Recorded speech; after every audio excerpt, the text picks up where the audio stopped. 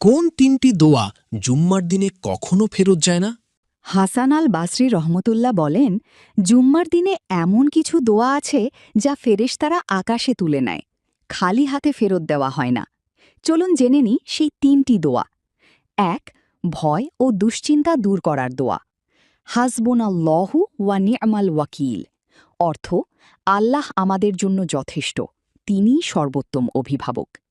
এই দোয়াটি আসরের পর অন্তত ৭ বার পড়ুন, পূর্ণ ভরসা নিয়ে।